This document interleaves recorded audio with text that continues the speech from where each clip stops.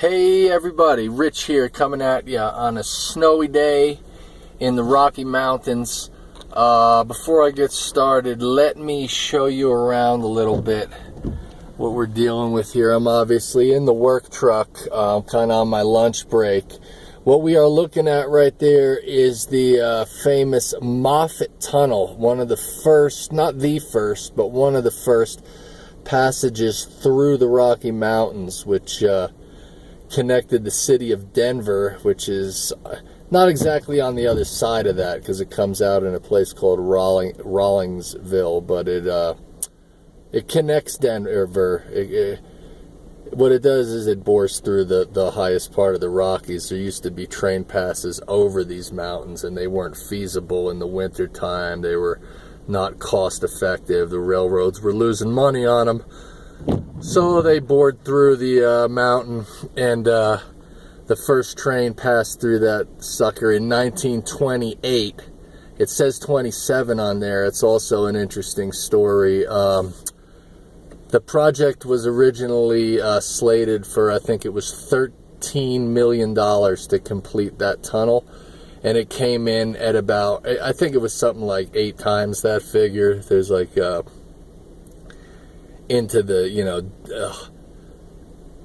50 million or something. I'm off on the numbers here, but the fact is it came in way over budget, more than double, more than triple, probably more than quadruple the original cost.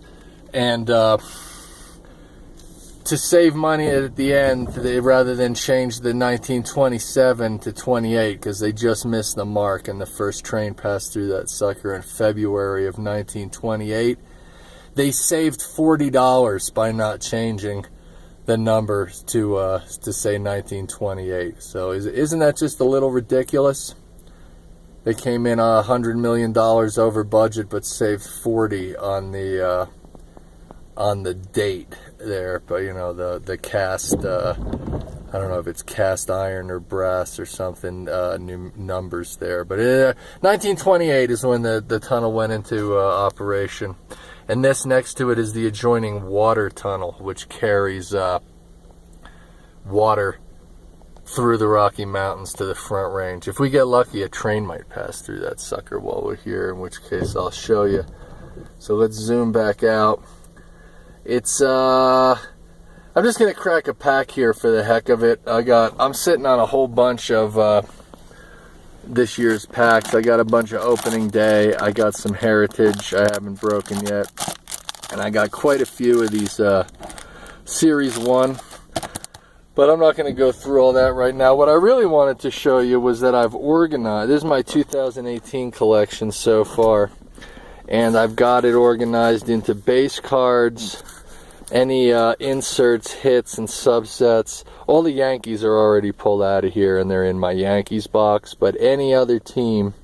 And then I've also broken it down into Dodgers and Astros. I have them separate too, because those are teams I guess I collect them now. I mean, I just kind of like both those teams. Those were obviously the 2 teams in the World Series last year, and I had a great time watching the series, got to know a lot of the players and stuff, so I just kind of set them aside because I enjoy it. But anyway, let's just get to the pack break here. It's also the last day, I believe, today or tomorrow at sunset, the last day of Passover. That's a box of matzah crackers right there, which I have pretty much observed Passover this year. I usually do. Try not to eat any leavened bread for an entire week. It's just sort of a fast or an austerity for me. Just something I like to do. But let's crack this pack, just a token pack here of opening day on what I think is the last day of opening week.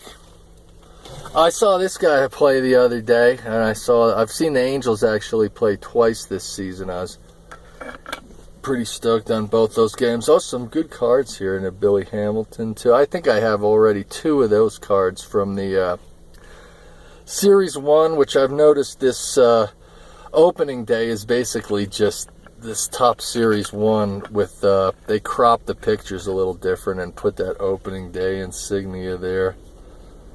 Harrison Bader. I'm pretty sure I have him too already.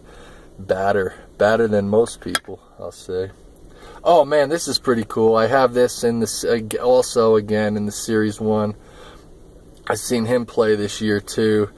Ichiro, of course, one of the older and more respected players in the league. I think I just heard he's 44 now. He's still younger than me, but pretty old for a Major League Baseball player nonetheless. And a real interesting guy. I've actually read and learned a lot about him personally. He's a real interesting, almost kind of OCD kind of guy, very regimented, never takes vacations, very, very into training, even in the off season, really just never varies from his routine. So Ichiro is kind of a guy I PC in a way too, or at least a guy I'm sort of interested in as a player. Sonny Gray, I believe I have that card in the Series 1 also.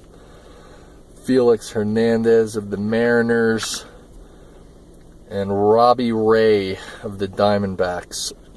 I have not caught a Yankees game yet this season. I haven't really been able to figure out my TV. I just got a new system. There's like 1,200 channels on there, and I'm always able to find some Major League ball.